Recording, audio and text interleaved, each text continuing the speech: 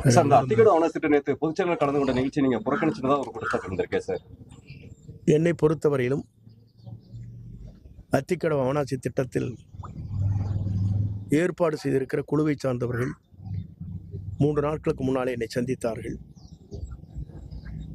சந்திக்கிற போது அவரிடத்திலே நான் வைத்த வேண்டுகோள் என்ன என்று சொன்னால், எங்களை உருவாக்கிய புரட்சித் தலைவர் புரட்சித் தலைவி அம்மாவுடைய திருவுருவப் படங்கள் இல்லை. எங்களிடத்திலே கலந்திருந்தால் நான் அதை உங்கள் கவனத்திற்கு கொண்டு வந்திருப்பேன்.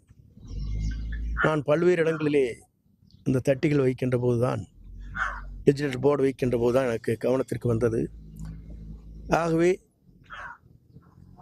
என்னை வளர்த்து ஆளாக்கிய தலைவருடைய திருவுருவ படங்கள் இல்லை. அதே நேரத்தில் இந்த திட்டத்தை கொண்டு வருவதற்கு 2011 அம்மா அவர்கள் இதற்காக நிதிகளை வழங்கினார்கள். 3,72 அப்போது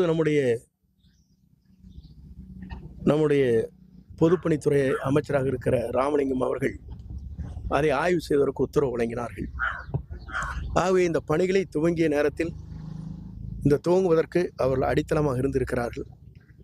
ஆகவே அவருடைய படங்களாம் இல்லை என்று நான் அவரிடத்திலே கவனத்திற்கு எடுத்து சென்றேன்.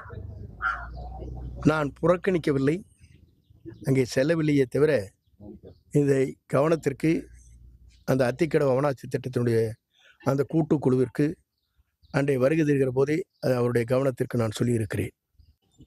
சார், அந்த அத்திக்கடவு ஆவணத்திட்ட நேற்று பொதுச்செயலாளர் கலந்து கொண்ட நிகழ்ச்சி நீங்க புறக்கணிச்சதா ஒரு குற்றச்சாட்டு இருந்திருக்கேன் சார்.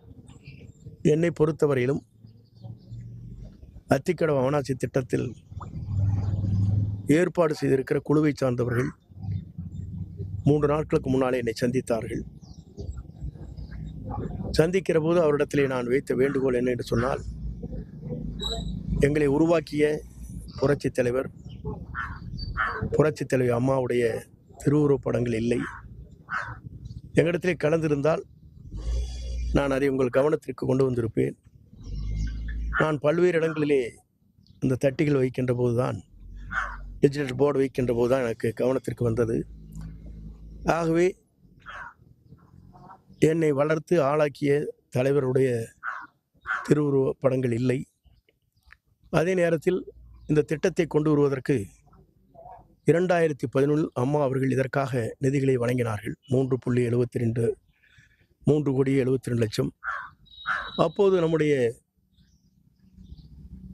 நம்முடைய பொதுப்பணித்துறை அமைச்சராக இருக்கிற ராமலிங்கம் அவர்கள் அதை ஆய்வு செய்வதற்கு உத்தரவு வழங்கினார்கள்.